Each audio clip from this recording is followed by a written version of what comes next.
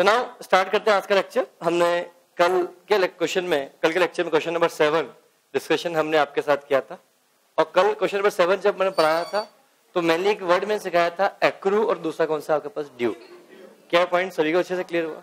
बोलो हाँ है ना, क्लियर। तो एक्रू ड्यू के बारे में समझा चुका था, और मैं इसके लिए सितंबर 1 से लगाकर सितंबर 1 को हमने ओपनिंग एंट्री पास की थी, और कहां तक आ गए थे हम? सितंबर 5 तक हम ऑलरेडी एंट्री पास कर चुके थे। इसके आगे के एंट्रीज हमें और पास करना बाकी है। लेट्स सी, यहां समझना। Purchase 60 shares of G Limited at ₹110 each and brokerage pay ₹60। यहां समझना, क्वेश्चन ने क्या बोला है कि हमने 60 शेयर परचेज किए, किसके बेटा? जी लिमिटेड के। और कितने परचेज किए? 110। बोलो क्लियर। अब प्लीज मेरी बात को समझना। अब वो 110 दिख रहा है, बट ईच प्राइस दिख रहा है। मतलब 60 शेयर्स हमने परचेज किया, और एक शेयर को हमने कितने परचेज किया? 110 रुपए में एक शेयर परचेज किया। तो टोटल नंबर ऑफ शेयर कितने परचेज किए हमने? 60। समझना, स्टूडेंट्स गलती क्या करता है, यहाँ पर हटा हुआ है कि जो भी आपकी परचेज प्राइस होगी और उसमें ब्रोकरेज होगा, दोनों को ऐड करके लिखेंगे। तो परचेज प्राइस 110, 60 रुपीज ब्रोकरेज, तो 170 में हम यहाँ पे लिखेंगे। ऐसा नहीं होगा इस क्वेश्चन में। अगर आपने किसी ने एंट्री पास की, समझना, सितंबर कौन सा है? 10 के अंदर आपने किसी ने एंट्री ये पास कर रखी है, इन्वेस्टमेंट अकाउंट डेबिट टू क्या बेटा? बैंक। कितने रुपए से बेटा आपके पास? 170। तो ये एंट्री गलत है। किस किसने ये 170 से एंट्री पास की? ईमानदारी से हाथ खड़ा करे। कोई तो होगा, एक का दिक्कत तो कोई तो होगा। कोई भी नहीं है आपके पास की एंट्री पास नहीं की, नोट्स नहीं है आपके पास। और किसके पास नोट्स नहीं है? चलो ऐसा समझना। तो यहां इन्वेस्टमेंट, अब सबसे पहले से इन्वेस्टमेंट क्या होता है इस चीज मैं आपसे पूछना चाहता हूं, what do you mean by investment? एक को नई चीज आप लोगों के लिए आज हाथ खड़ा करना, जवाब देना। इन्वेस्टमेंट, आप सभी ने इसको शेयर्स को इन्वेस्टमेंट ट्रीट किया, बट व्हाई इसको इन्वेस्टमेंट ट्रीट क्यों किया? सर इन्वेस्टमेंट इसलिए इन्वेस्टमेंट ट्रीट कर दिया, इसमें क्या है सर? बट मैं आपसे पूछना चाहता हूं, what do you mean by investment? अगर आपसे कोई पूछे इन्वेस्टमेंट का मतलब क्या होता है, तो कौन बताएगा? 1 2? यस यस यस प्लीज, हाँ बताएं। हाँ नहीं आप। अर्निंग प्रॉफिट, क्या बिजनेस में मैं कमाता हूं तो मैं भी गुड्स परचेज करता हूं फिर सेल करता हूं, वो भी अर्निंग ही है। Yes please. तो बोला आपने, अच्छा लगा। फिर से समझ में तो आया कि दिमाग में क्या चल रहा था, आपने क्या सोच रहे थे अभी तक? गुड, अच्छी बात, बोलना ही बहुत अच्छी बात है, क्यों अगली बार और अच्छे से सोचोगे। यस। और इसके अलावा कुछ नहीं? गुड। और कौन बोलेगा? यस, आपको बताना ही पड़ेगा, यू हैव नो चॉइस। आपने हाथ खड़ा नहीं किया तो क्या हुआ? हाँ बताएं। किसी जगह पे इन्वेस्टमेंट करना है, इन्वेस्टमेंट, तो इन्वेस्टमेंट क्या?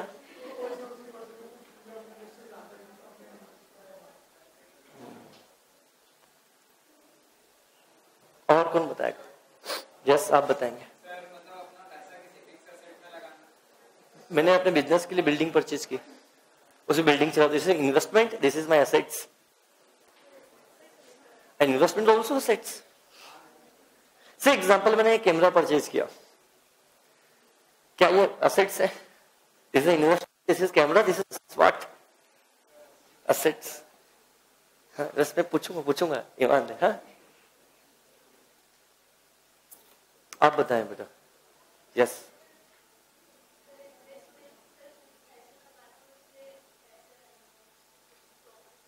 प्रॉफिट अर्न करना, ठीक है। और अच्छा बेहतर। यस बोले। आय अर्जित करने के लिए इनकम कौन है? ये भी ठीक है। हाँ, addition to the capital not the investment यार बेटा। से एग्जांपल, मेरे पास बिजनेस है 5 लाख की कैपिटल, 2 लाख की कैपिटल और लगा दी, तो दिस इज इन्वेस्टमेंट। बिजनेस के एंगल सोच के बताओ बेटा। हाँ चलो आप बताओ।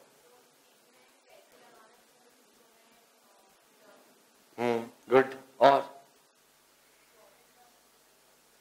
अच्छा है, गलत नहीं बोला आपने, फिर भी और अच्छा बेहतर।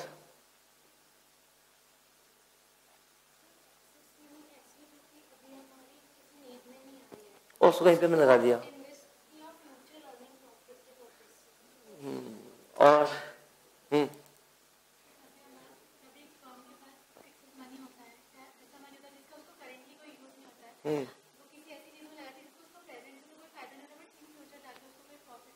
ठीक है। और यस बेटा, आप yes you return short term return मिले तो नहीं। यस बोलो, सबने यही बोल दिया। अब ठीक है, मैं भी यही बोलूंगा, सुनना मेरी बात को। किसी ऐसे एसेट्स को परचेज करना जो आपको रिटर्न प्रोवाइड करे, सुनना मेरी बात को। किसी ऐसी एसेट्स को परचेज करना जो रिटर्न प्रोवाइड करे by way of interest, by way of dividend, by way of dividend, by way of rental और by way of capital appreciation या वैल्यू अप्रिशिएशन। मतलब किसी भी एसेट्स को परचेज करना जो आपको रिटर्न प्रोवाइड करता है by way of interest, dividend, rent या और इन एनी अदर फॉर्म या in value appreciation, this is called as क्या बनेगा आपके पास इन्वेस्ट। आप सभी को पता है इन्वेस्टमेंट का मतलब क्या होता है। जैसे आपने बोला था बिल्डिंग परचेज करना, ऐसे एग्जांपल मैं आपको एग्जांपल देता हूं, आप जवाब देना दिस इज इन्वेस्टमेंट और नॉट। एक बिजनेस है, उस बिजनेस के लिए मैंने बिल्डिंग परचेज की और उस बिल्डिंग में मैं अपना बिजनेस चलाऊंगा, क्या such building is my investment? Answer is no, ये बिल्डिंग मेरी इन्वेस्टमेंट नहीं है, क्योंकि ये बिल्डिंग ना मुझे इंटरेस्ट की इनकम देगी, ना मुझे ये डिविडेंड की इनकम देगी, ना मेरे को क्या देगी बेटा, जैसे एग्जांपल रेंटल की इनकम देगी, और ना ये मुझे कैपिटल अप्रिसिएशन देगी, कुछ भी नहीं देगी, क्योंकि इसमें बिजनेस में चलाना है। तो ये मेरे लिए बिल्डिंग एसेट्स है, ये मेरे लिए इन्वेस्टमेंट नहीं। बट से एग्जांपल ध्यान समझना, मेरा एक बिजनेस है, ये बिजनेस चलता है इस जगह पर, मैंने एक प्रीमाइसेस और परचेज किया, बिल्डिंग के रूप में बिल्डिंग है परचेज किया, इसको मैं गोडाउन बनाऊंगा, बात खत्म। This is not the investment, this is again my building, this is my assets. मैंने एक प्लॉट परचेज किया, किसने परचेज किया? परचेज रख लिया, ना मैं इसका यूज बिजनेस पर्पज के लिए कर रहा हूं और ना बिजनेस पर्पज के लिए करूंगा, ना बिजनेस पर्पज के लिए यूज कर रहा हूं और ना ही इसका यूज मैं बिजनेस पर्पज के लिए करूंगा, इस बात से फर्क नहीं पड़ता। बट ये इंटेंशन था, आज हमने परचेज किया है एंड नियर फ्यूचर इसको मैं सेल कर दूंगा। ये मेरी लैंड है, but this not the land, this is investment. क्या पॉइंट सभी को क्लियर है? दिस इज क्या बेटा? इन्वेस्टमेंट। क्या पॉइंट सभी को समझ में? अब देखा है, लैंड आपके लिए बिजनेस के लिए एसेट्स भी होती है, लैंड आपके लिए बिजनेस के लिए इन्वेस्टमेंट भी हो सकती है। अगर ये लैंड इस पर्पस के लिए है,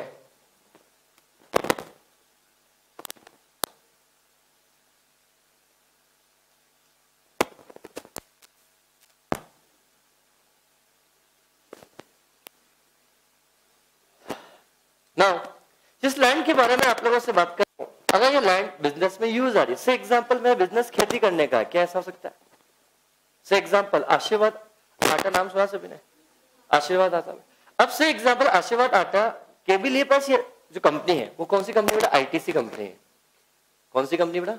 आईटीसी कंपनी। अब आशीर्वाद आटा ने एक लैंड परचेज की, किस लिए? खेती करने के लिए, और यहां से जो गेहूं उगेगा इसको फर्दर प्रोसेस करके आटा बना के बाजार में बेचेंगे, ये लैंड ही रहेगा, ये आपके पास इन्वेस्टमेंट नहीं। तो इसने एक लैंड और परचेज किया, खेती करने के लिए नहीं, परचेज करके वापस सेल करने के ऑब्जेक्टिव से। अब ये लैंड इंदौर से कम 100 किलोमीटर दूर है, जंगल में जमीन है, इसका कोई वहां पे किराए पे लेने वाला नहीं है, ना इसे रेंट मिलेगा, ना इस पे इंटरेस्ट मिलेगा, ना इस पे डिविडेंड मिलेगा, कुछ नहीं मिलेगा। ये जमीन आपने परचेज किया 4 लाख रुपए में, बट आपको पता है इस जमीन के अंदर फ्यूचर में अप्रिसिएशन आएगा आज से 20 साल के बाद। इस 20 साल के बाद आपका टाइम ओरिजिन था कि 20 साल में आप परचेज कर ली और इसके बदले फ्यूचर में 2 करोड़ रुपए मिलेंगे। तो मुझे बताओ 4 लाख की चीज 2 करोड़ में बेचोगे, क्या कैपिटल अप्रिसिएशन है? Yes, this is the investment. कभी आप ये मत बोलना इन्वेस्टमेंट असेट्स ना, इन्वेस्टमेंट ऑल्सो असेट्स। क्या ये इन्वेस्टमेंट तो मेरी असेट्स ही तो है? क्या इन्वेस्टमेंट मेरी असेट्स है या मेरी लाइबिलिटी है? Investment is also my assets, but ये land is also my assets, पर लैंड मेरे लिए फिक्स असेट्स कैटेगरी में आएगा, और ये investment is also my assets, but ये इन्वेस्टमेंट कैटेगरी में आएगा।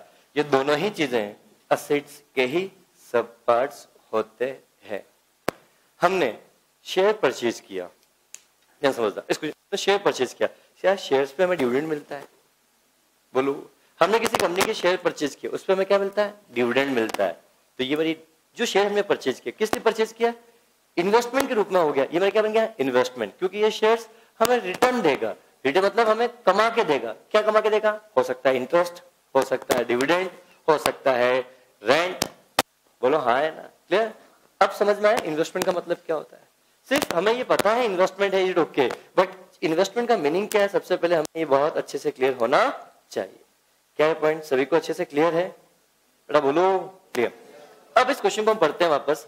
हमने जी लिमिटेड के 60 शेयर्स परचेज किए। कितने शेयर परचेज किए? जी लिमिटेड के हमने 60 शेयर्स क्या किए? परचेज किए। तो मुझे बताओ एक शेयर कितने में परचेज किया बेटा आपने? 60 रुपीज के लिए एक शेयर 110 रुपए के लिए, प्लस इसलिए हमने 60 रुपीज क्या किया? ब्रोकर जी का पेमेंट किया। ब्रोकर को हमने क्या किया? ब्रोकर जी का क्या किया? पेमेंट किया। मैं वापस बोल रहा हूं, ब्रोकर को क्या किया? ब्रोकर जी का पेमेंट किया। तो समझ में नहीं आया क्या? एक बात बताओ, हमने तो इतने शेयर्स के लिए सामने वाले व्यक्ति को पैसा पे किया जिससे हमने परचेज किया, पर जिस व्यक्ति ने उस व्यक्ति को हमें अरेंज करवाया, अब से एग्जाम्पल हमें खरीदने की इच्छा, कोई बेचने वाला हमें नहीं पता खरीदेंगे कैसे, क्या अपने आप से शेयर खरीद लेंगे क्या? अगर आपके आज किसी कंपनी के शेयर खरीदने की इच्छा है, मैं क्या बोल रहा हूं, अगर आपकी किसी कंपनी की शेयर खरीदने की इच्छा है तो आपने शेयर परचेज किया, 60 शेयर खरीदने की इच्छा, पर कोई बेचने वाला तैयार ही कहां से खरीदोगे? तो एक व्यक्ति को आपने बोला कि भैया मेरे को इस कंपनी के 60 शेयर्स मेरे को परचेज करने हैं, तू अरेंज करवा दे। तू अरेंज करवाएगा तो मैं तेरे कुछ कमीशन दूंगा, तेरे कुछ कंसिडरेशन दूंगा। बोलो हाँ है ना? तो उसको क्या दिया? कमीशन दिया। तो बताओ हमने सामने वाला व्यक्ति को एक शेयर के लिए 60 रुपीज का पेमेंट किया, टोटल कितना पेमेंट कर दिया बेटा हमने? 600 तो हमने शेयर्स के लिए परचेज किया, प्लस सामने वाले को खरीदने के लिए ब्रोकरेज को पेमेंट किया। तो बताओ मेरे लिए टोटल जेब से इसको खरीदने के लिए कितना पैसा दिया है? 660। क्या पॉइंट सभी को अच्छे से क्लियर है? क्या पॉइंट सभी को अच्छे से क्लियर है? दैट मींस तो बताओ मेरे लिए जो इन्वेस्टमेंट मैंने परचेज किया है इसकी एक्चुअल कॉस्ट कितनी है? 660, मैं 6,660 रुपीज इज माई। अब इन्वेस्टमेंट मैंने परचेज किया, बोल तो ये मेरी बिजनेस में मेरे पास आ रहा है, that means my assets. Assets को हम क्या करते हैं? डेबिट। और इन्वेस्टमेंट इज रियल अकाउंट, मेरे बिजनेस में आ रहा है तो debit was comes in, credit was goes out. This is 660। Bank की पैसा मेरे यहां से जा, तो टू कैश, टू कैश। क्या पॉइंट सभी को अच्छे से क्लियर है? बोलो क्लियर।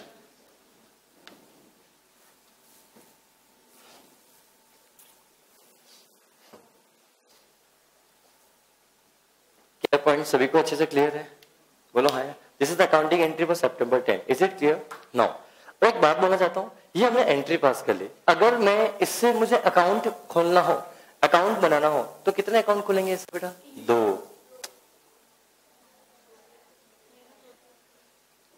मुझे बताओ यहां पर अगर मेरे को अकाउंटिंग करनी हो तो मुझे बताओ, इससे समझ में आया कि हम इन्वेस्टमेंट अकाउंट को क्या करेंगे?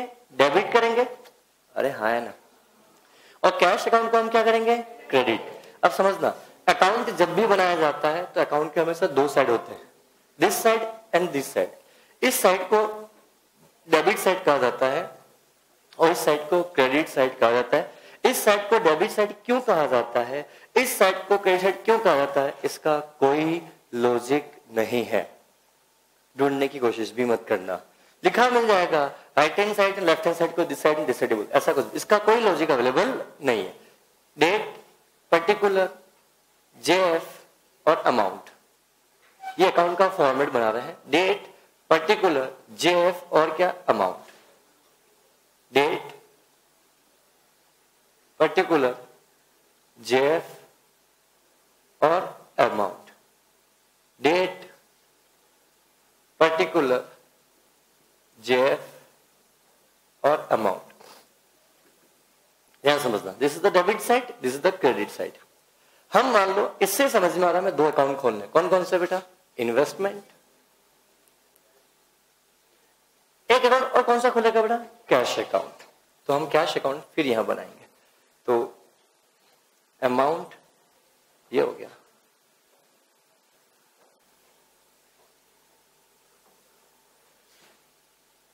Date particular, J F amount, date particular, J F और अमाउंट।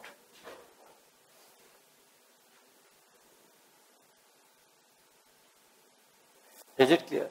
अब ध्यान से समझना इस बात के बारे में। अकाउंट बन गया कैश अकाउंट। ये कौन सा अकाउंट है बेटा? Cash account. तो सर अब मुझे बताओ, इस ये एंट्री है, ये सबसे पहला काम होता है अकाउंटिंग करने का। दूसरा काम क्या होता है आपको बेटा? पोस्टिंग करना। इस एंट्री को इस अकाउंट में लिखने की प्रोसेस को हम क्या बोलते हैं? पोस्टिंग। समझना, मैंने क्या बोला? आपने सबसे पहले ट्रांजैक्शन रिकॉर्ड किया, उसको हम क्या बोलते हैं बेटा? Book entry. बुक एंट्री करने के बाद इस ट्रांजैक्शन में हम किसको डेबिट करेंगे, किसको क्रेडिट करेंगे? इसको बोलते हैं जर्नल एंट्री। और इसको करने के बाद जब किसी अकाउंट में डेबिट करना है, अकाउंट में क्रेडिट करना है, ये जो प्रोसेस होती है इसको कहा जाता है पोस्टिंग। इसको क्या बोलते हैं बेटा? पोस्टिंग। अगर इस एंट्री को इन अकाउंट में लिख दूंगा तो लिखने की जो प्रोसेस होता है, इस प्रोसेस को पोस्टिंग कहा जाता है। Is it clear? तो पता आपको होना चाहिए। अब जब मैं एक बात बोलना चाहता हूं, ये चीजें होंगी, समझ में आया? अब समझना, इस एंट्री को सही पढ़ने का तरीका क्या है? कैश नहीं, सही, investment account to be debited, not debit. Please समझना, जो वापस जो पहली बार सुन रहे हैं, कैश अकाउंट डेबिट, तो ये इसको क्या बोलेंगे? इन्वेस्टमेंट अकाउंट डेबिट बोलते हो, पर गलत तरीका है। इसका सही तरीका क्या है? Investment account to be debited और cash account to be credited. क्या बोला? Investment account to be debited. तो समझना, इसका इंटरप्रिटेशन समझना, investment account to be debited मतलब मेरे को इन्वेस्टमेंट अकाउंट को डेबिट करना है। अरे यार, अगर मैं investment account to be debited बोला, इसका शुद्ध हिंदी मीनिंग का मैं निकालता हूं। मैंने क्या बोला? Investment account to be debited, to be debited मतलब मुझे इन्वेस्टमेंट अकाउंट को डेबिट करना है या हो चुका? डेबिट और क्रेडिट तो बड़ा अकाउंट में होता है। ये तो हमने एंट्रीज पास की है ना, हमने यहाँ पे इसको डेबिट किया है ना, हमने क्या किया? क्रेडिट किया। तो डेबिट और क्रेडिट किसके पार्ट होता है बेटा? अकाउंट्स के पार्ट होते हैं। अब मुझे बताओ, एंट्री के कहाँ पार्ट होता है? कुछ भी नहीं होता है। देखो ना, डेबिट किया, कल का क्रेडिट। डेबिट क्रेडिट क्या होता है? अकाउंट होता है क्या? जर्नल एंट्री होती है, अकाउंट होते हैं। तो मुझे बताओ, इन्वेस्टमेंट अकाउंट को डेबिट करना है, कितने रुपए से एंट्री पास करनी बेटा? सुनो, कितने रुपए से? 660। बोलो हाँ है ना? तो मुझे बताओ, इन्वेस्टमेंट अकाउंट ये है या ये? दिस इज, समझना, ये this is the debit side and this is the credit side. अब मुझे 660 मेरे को डेबिट करना है, कौन से अकाउंट में जाके डेबिट करूंगा? Investment account. तो डेबिट करूंगा तो डेबिट का कॉलम कौन सा है? This all are the debit column, this all are the debit column. अब मुझे बताओ, ये 660 मेरे को लिखना है तो अमाउंट के कॉलम में लिखूंगा, किस कॉलम में लिखूंगा? अमाउंट के कॉलम में। तो क्या ये 666 डेट के कॉलम में आ सकता? नहीं। पर्टिकुलर कॉलम में? नहीं। जेएफ के कॉलम में? नहीं। कहाँ आएगा? 666। It clear? दूसरा, कैश अकाउंट को हमें cash account to be credited, तो मुझे कैश अकाउंट में जाके मुझे क्या करना है? क्रेडिट करना है। ये मेरा cash account, this is the debit side, this is side, this credit side.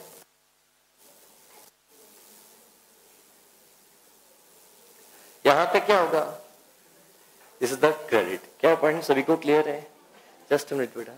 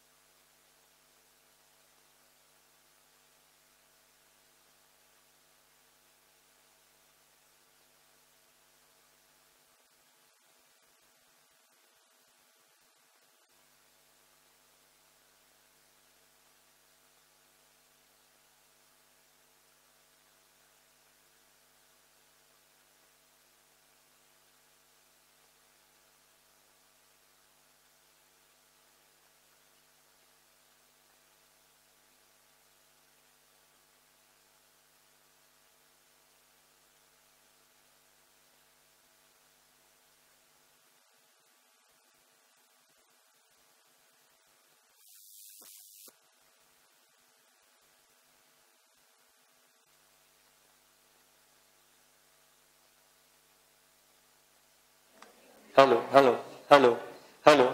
Now और ध्यान से आप लोग समझना, हमने इस एंट्री से डिस्कशन किया, ये हमने एंट्री पास की, पोस्टिंग कैसे कैसे समझना है, पोस्टिंग कैसे की जाती है, क्लियर? तो अब प्लीज समझना, खत्म हो गया, मैं बोल रहा हूं अगर आपने आगे कुछ नहीं भी लिखा ना तो भी चल सकता है, बट इस एंट्री से क्या समझ में आता है, कुछ समझ में आता है क्या? नहीं। तो ये क्या 666 यहां डेबिट हुआ है, तो क्या कहीं ना कहीं तो क्रेडिट हुआ है? कहां क्रेडिट हुआ है? Cash account, this is the indicator, ये यहाँ पे कैश अकाउंट में क्या हुआ है। तो अब कैश अकाउंट में जाके हम क्या करेंगे? क्रेडिट, कैश अकाउंट में क्रेडिट कर दिया, क्या ये यहाँ पे क्रेडिट हुआ है, तो कहीं ना कहीं तो डेबिट हुआ होगा। कौन सा डेबिट हुआ है? इन्वेस्टमेंट, तो यहाँ पे लिखा जाता है investment. That's the very important points. आप लोगों ने बचपन में अकाउंट्स पढ़ा होगा, सबसे पहले आप ये लिखते हो फिर ये लिखते हो, बट मैं पहले ये लिखता हूँ और फिर ये लिखता हूँ, और सही तरीका अकाउंटिंग एंट्री पास करने का यही है। Are you getting my points? तो चीजों को ध्यान रखना।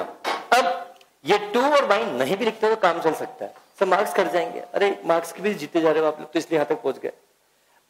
समझना, या इस साइड में लिखा जाता है बाय और यहां लिखा जाता है टू, जबकि आपने बचपन में क्या रखा है, ये इन्वेस्टमेंट है तो इन्वेस्टमेंट अकाउंट जाएंगे, यहाँ टू इस साइड लिखते हैं तो टू कैश, फिर यहां लिख देंगे। फिर ये कैश अकाउंट है तो कैश अकाउंट में टू, तो इधर अब आएगा इन्वेस्टमेंट, कुछ नहीं दिखा तो उसका बाय लिखेंगे, फिर एंट्री पास करेंगे। This is 100% wrong mechanism for the teaching, ये गलत तरीका है पढ़ाने का और पढ़ने का भी, बट आपको देखा समझ में आया। अब जेएफ क्या होता है? General folio. इसका ये मीनिंग है कि ये एंट्री जो हमने पास की, क्या हमने कहीं एंट्री पास की होगी, किस पेज से ये एंट्री उठा के हमने पास की उसके बारे में लिखा जाता है, पर अपन ये नहीं भी लिखेंगे तो भी चल सकता है, बट मैंने बता दिया जनरल फोलियो का मतलब क्या होता है। अगर ये एंट्री, जिस जगह से ये एंट्री हम लिख रहे हैं वो एंट्री कौन से पेज पे लिखी हुई है उसके बारे में इंडिकेट करता है, और डेट, जिस डेट को ये ट्रांजैक्शन हुआ तो यहाँ सितंबर 10 और यहाँ पे भी क्या जाएगा सितंबर 10। Is it clear? मैं एक क्वेश्चन देने वाला हूं आपको आज एंट्रीज पास करने का और अकाउंट बनाने का, इसलिए मैं इतनी चर्चा मैंने अभी आपके साथ यहाँ पे कर ली। क्वेश्चन नंबर 8 आपके लिए होमवर्क में है, ध्यान रखना कि वहां पे आपसे अकाउंट पूछा है, बट मैं अकाउंट नहीं बोलूंगा, आप अकाउंट के साथ पहले जनरल एंट्री पास करो उस क्वेश्चन में और अकाउंट भी बनाना, और अकाउंट प्लीज डायरेक्ट मत बनाना, एंट्री पास करना, एंट्री से सोचना ये यहाँ डेबिट हो रहा है तो वहां क्रेडिट होगा, ऐसे ही पास करना, डायरेक्ट एंट्री मत पास कर देना। फिर दिक्कत वही आनी कि जो आपको पता है उतना ही सोचोगे, उसके लिए कुछ एडिशनल आप नहीं सोचोगे। क्लियर? एकदम अलग तरीके से पढ़ोगे। मैं फिर बोल रहा हूँ चीजें वही है, बस मैं बस स्लो पढ़ा रहा हूँ, चीज थोड़ा सा लग रहा है बहुत बोरिंग सा है, तो मैं फिर बोल रहा हूँ इन चीजों से आपके लिए कंसेप्ट बहुत ज्यादा स्ट्रॉन्ग बनेंगे, इसलिए मैं इस चीजें डिस्कशन में आपके साथ में कर रहा हूँ। क्लियर? तो ना हमने इन्वेस्टमेंट के बारे में बात की, क्या एंट्री सभी को समझ में आई बेटा? क्लियर? नेक्स्ट एंट्री बात करें, नेक्स्ट चैप्टर 14। यस प्लीज पूछो। यस आपका डाउट है? हाँ क्या समझना, आपने यही एंट्री के बचपन में पढ़ी होगी तो आपने एंट्री पास की होगी। Investment account debit, brokerage account debit to cash, 660060666660, क्या ये एंट्री पास की है? तो ये एंट्री मेरे हिसाब से फंडामेंटल गलत है।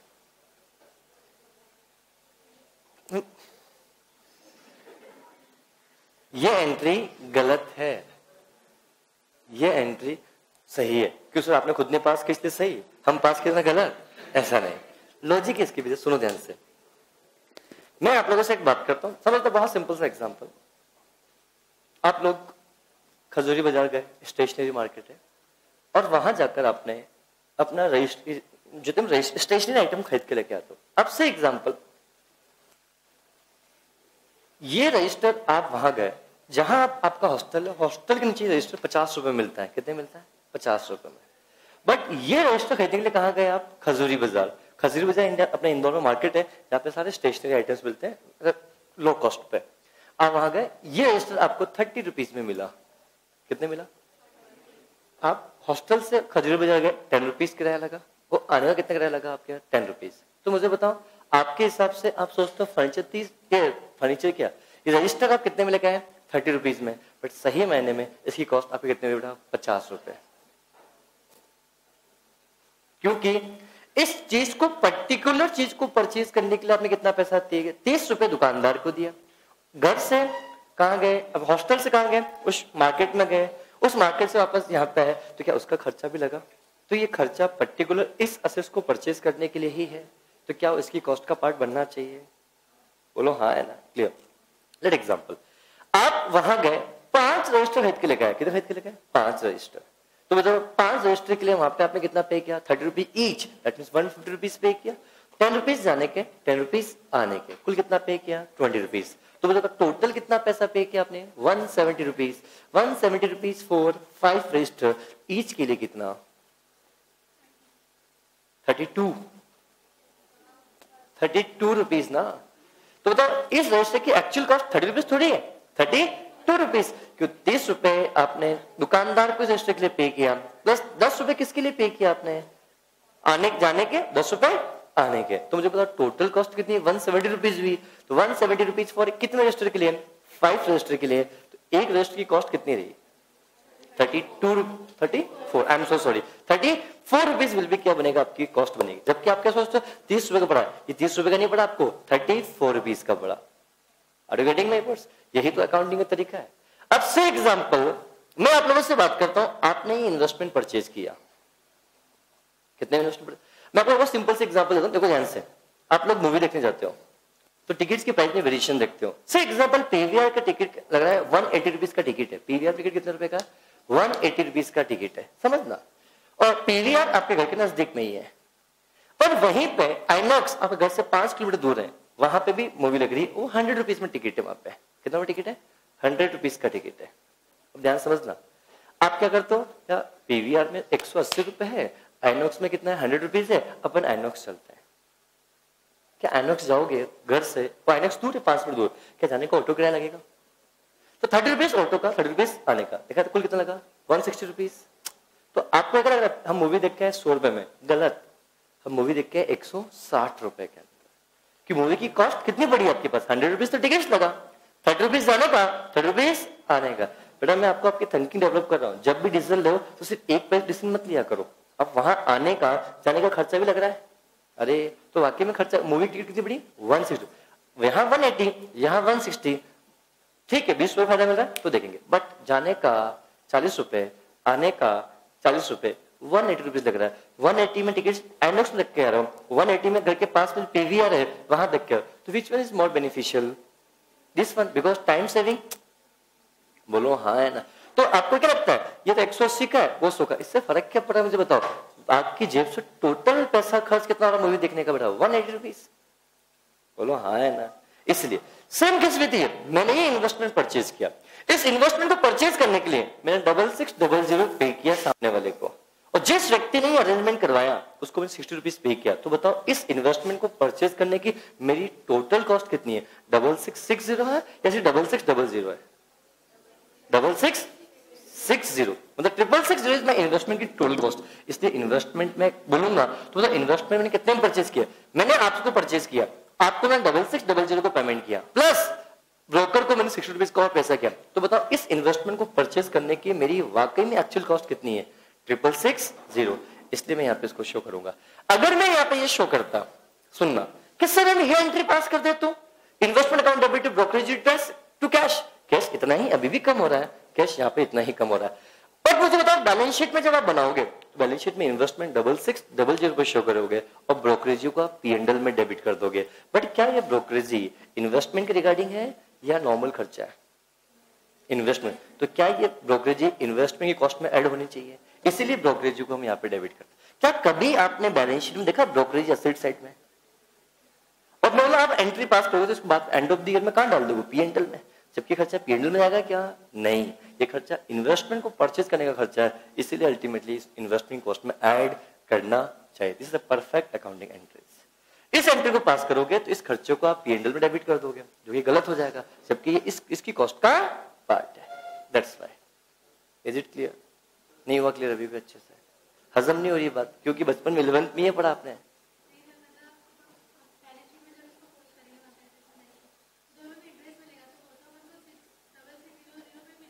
अब आपका नया डाउट आया, सर इंटरेस्ट तो डबल से डबल जीरो मिलेगा। मैं ये भी नहीं बोलूंगा बेटा सबसे पहले बात हमने इक्विटी शेयर्स परचेज किए हैं बेटा, शेयर्स पे कभी इंटरेस्ट नहीं मिलता है, डिविडेंड मिलता है। दूसरी बात, डिविडेंड हमेशा फेस वैल्यू में मिलता है, ना कि परचेज प्राइस पे। Very important points. से एग्जांपल, अगर ये डिवेंचर्स, ये जो आपने शेयर्स परचेज किए, इसकी फेस वैल्यू बेटा अगर 5000 होती, और तो भैया डिविडेंड तो दिया जाएगा, वो 5000 पे दिया जाएगा, परचेज प्राइस पे कभी भी नहीं दिया जाता है। Is it clear? तो ये मत समझना कि डबल से डबल जीरो मिलेगा, डिपेंड करेगा फेस वैल्यू क्या है, उसके बिहाफ पे डिपेंड करेगा कितने रुपए से आपको क्या देना है बेटा आपको। Hello hello hello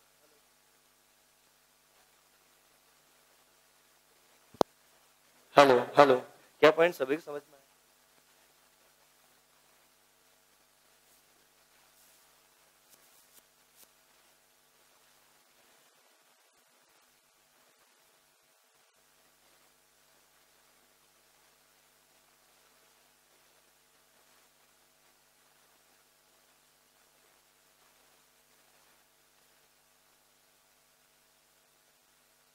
hello hello, आवाज ही नहीं आ रही है, देखो यार।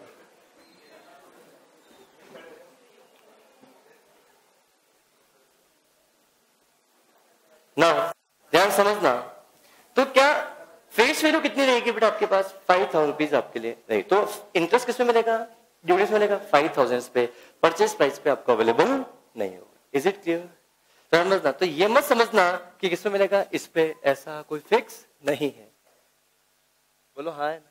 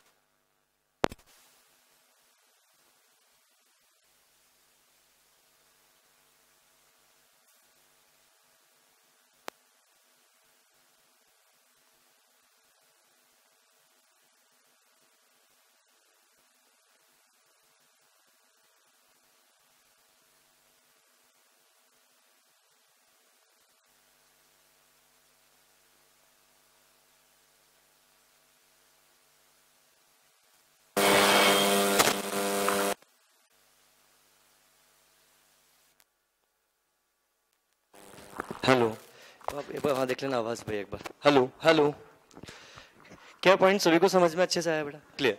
तो ध्यान रखना, आप हमेशा ये एंट्री आप कभी भी पास नहीं करोगे, यही एंट्री पास करोगे। ये मत मान लेना कि सर कॉस्ट तो हमारी डिविडेंड इसमें मिलेगा, ऐसा कुछ भी नहीं है। Is it clear? Now next point के बारे में आप लोगों से बात करते हो, भाई आवाज तेज करें थोड़ा सा। नाउ पॉइंट नंबर 14 की बात करते हैं, सेप्टेम्बर 14 के बारे में अपन यहाँ बात करते हैं। Narendra is declare insolvent and a dividend of 50 paisa in a rupees is received from state in full settlement. मतलब नरेंद्र से कुछ पैसा लेना कुछ बाकी होगा, तो व्यक्ति वो डूब गया है, दिवालिया हो गया है, और इसके बदले में उससे कुछ पैसा मिलने की संभावना नहीं है। बट क्वेश्चन ये बोलता है, ये भैया ऐसे ही देखो, आप ही सुनो आवाज, है ना? ना, नरेंद्र इज सॉल्वेंट, इंसॉल्वेंट हो गया, तो मुझे बताओ उससे पैसा कितना मिलेगा? मुझे बताओ। 1 रुपए के बदले में 50 पैसा मिलेगा। तो बताओ नरेंद्र से पैसा कितना लेना था? 1600 रुपए लेना था। अब बताओ उससे कितना पैसा मिलेगा? 800 रुपए मिलेगा।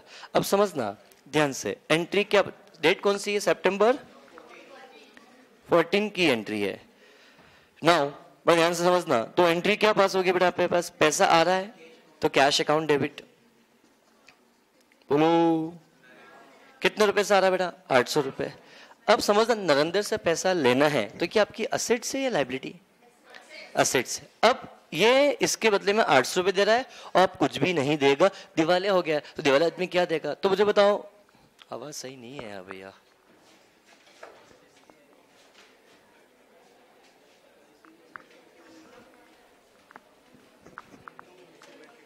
हेलो हेलो हेलो हेलो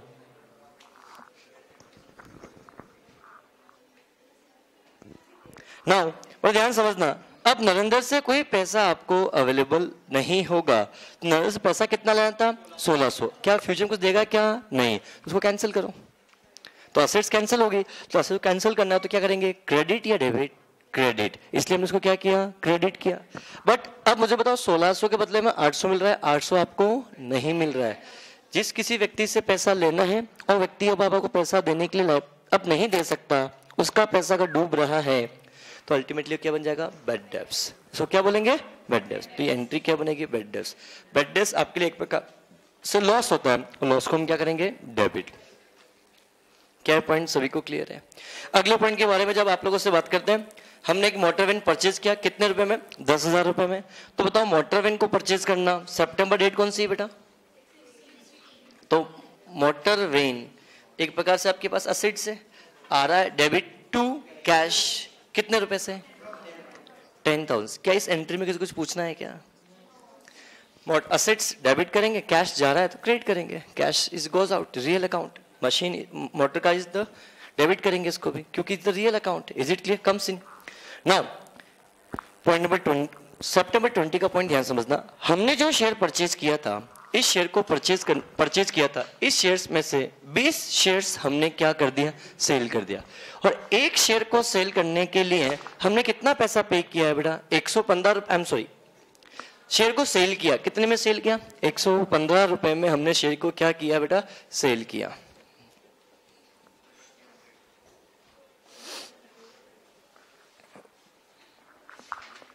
ध्यान समझना,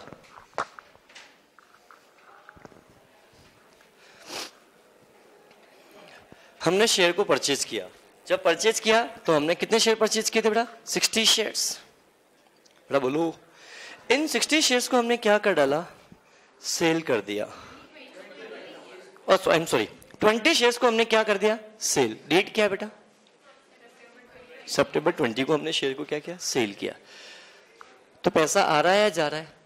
आ रहा है। तो कैश अकाउंट डेबिट, कितने रुपए? समझना मेरी बात को। 115 रुपए में एक शेयर को हमने बेचा, तो कुल कितने शेयर्स बेचे?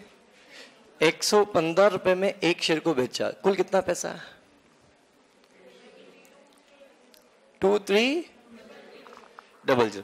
क्या इस शेयर को बेचने के लिए हमने ब्रोकरेज का पेमेंट किया, तो क्या पैसा और जा रहा है? तो इतना पैसा मेरे पास आ रहा है, देखा जाए तो इतना पैसा मेरे पास आ रहा है, और कितना पैसा जा रहा है? 20 रुपीज। तो बताओ मेरे पास नेट पैसा कितना आया? 2280 का पैसा आया। बोलो हाँ है ना? तो मेरे पास कैश अकाउंट डेबिट कितना होगा? 2280 टू इन्वेस्टमेंट। 2280 से करेंगे, ऐसा किसी ने किया? ऐसा किसने किया? This is wrong entry. ये एंट्री गलत है, ये एंट्री गलत है। कि मुझे बताओ, जो इन्वेस्टमेंट आपने परचेज किया था, उसी इन्वेस्टमेंट को आपने सेल किया। जो इन्वेस्टमेंट आपने क्या किया? प्लीज समझना, परचेज किया था, इसी इन्वेस्टमेंट को आपने बेसिकली क्या किया? सेल किया। तो मुझे बताओ, ये 6660 कॉस्ट है कितने की बेटा? 60 के लिए। तो 20 के लिए कितना? मुझे बताओ। 6660 कॉस्ट 60 के लिए है ना? अरे हाँ है ना? तो बताओ 20 के लिए कॉस्ट कितनी है? निकालो ना। ट्रिपल। तो देखा जाए आपने इन्वेस्टमेंट जो बेचा है वो 2280 का बेचा है या 2220 का? तो इन्वेस्टमेंट कैंसिल कितने से होंगे? 2280 से या 2220 से? 2220 से। तो ये एंट्री कितने से पास हो गई? 2220 से। इतने की चीज दी तो मिली कितने की चीज बेटा? 2280 की चीज मिली। फायदा हुआ या नुकसान? कितने का? ये मेरा प्रॉफिट है या लॉस? प्रॉफिट कौन सा अकाउंट होता है? नॉमिनल अकाउंट होता है। और नॉमिनल अकाउंट हिसाब से प्रॉफिट को हम क्या करते हैं? डेबिट या क्रेडिट? क्रेडिट। तो 2 यहाँ पे क्या आएगा बेटा? Profit and loss. कितने रुपए से बेटा? 60 रुपीज। ये एंट्री किसने पास की? वो हाथ खड़ा करे। किसी ने भी नहीं की। क्या समझ में आया? गलती ना हो, चीजों का बहुत ध्यान रखें। बोलो क्लियर? तो वो चीजें वही हैं जो आप पढ़कर आ रहे हो, बस फर्क ये होता है इन सभी छोटी छोटी चीजों से आपका चीजें गलत हो जाती हैं। चीजों का आप लोग ध्यान रखें। क्या पॉइंट सभी को क्लियर है? बोलो हाँ है ना? क्या समझ में आया? क्या कुछ सीखने लायक कुछ नहीं था इस क्वेश्चन, फिर भी आपने गलती की? क्या पॉइंट सभी को क्लियर है ना? उसके बाद नेक्स्ट पॉइंट के बारे में बात करते हैं 21।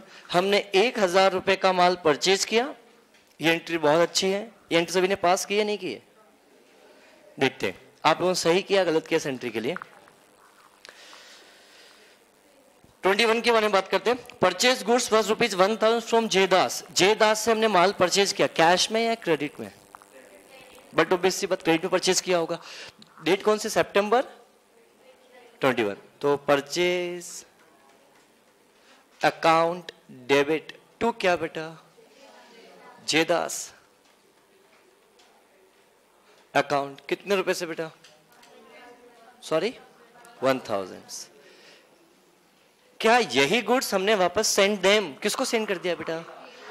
केदास को। तो हमने परचेज किया और केदास को बेचा, तो क्यों दिया? तो क्यों दिया? सेल किया होगा।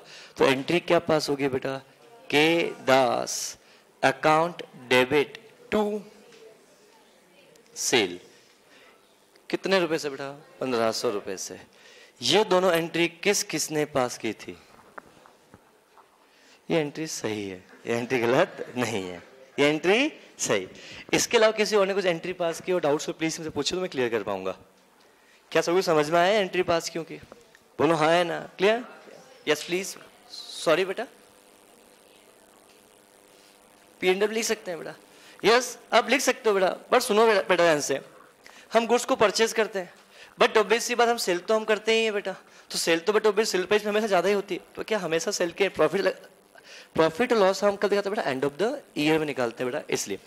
बट सर यहाँ पे क्यों किया कि बेटा ये प्रॉफिट लॉस पर्टिकुलर असेट्स के रिगार्डिंग है, तो हमें दिखाना होगा, इसलिए हमने ऐसा किया है। क्या पॉइंट क्लियर है? ना बड़ा ध्यान से आप लोग समझना। अगले पॉइंट के बारे में जब मैं आप लोगों से बात करूं सितंबर 21 के बाद सितंबर 23, ये एंट्री इसकी सही है, उसको 5 स्टार मिलेगी। अब प्लीज लिखना नहीं, यहां समझना। क्लियर? ये एंट्री किसने पहले सितंबर 23 की एंट्री किसने पास की? पहले वो हाथ खड़ा करें। 1 2 3 4 इधर से और 3 इधर, 7 बस 7 वापस 1 2 3 4 आपने पास नहीं की, 4 और 3 दो 7। इन 7 में से कोई व्यक्ति चुना जाएगा, सही है गलत, ध्यान समझना बेटा। क्लियर? समझना, एंट्री बहुत अच्छी है। क्वेश्चन ने क्या बोला? ध्यान समझना 23 के लिए। Kedas return goods worth ₹300 which was send back to Jaidas. Kedas को जो हमने माल भेजा था, केदास को जो माल हमने भेजा था उसने उसमें से 300 रुपए का माल हमें वापस लौटा दिया। दिस इज सेल्स रिटर्न, हाँ या ना? This is my sales return. Please entry कब की है? सितंबर 23। तो जो माल समझने पे ध्यान दो, जो माल आपने केदास को बेचा था, केदास ने उसमें से 300 रुपए का माल वापस बेच दिया, आपको आप रिटर्न कर दिया। तो ये माल आपने वापस किसको दे दिया? जयदास को। तो एंट्री क्या पास हो गया बेटा? Sales return account debit to केदास।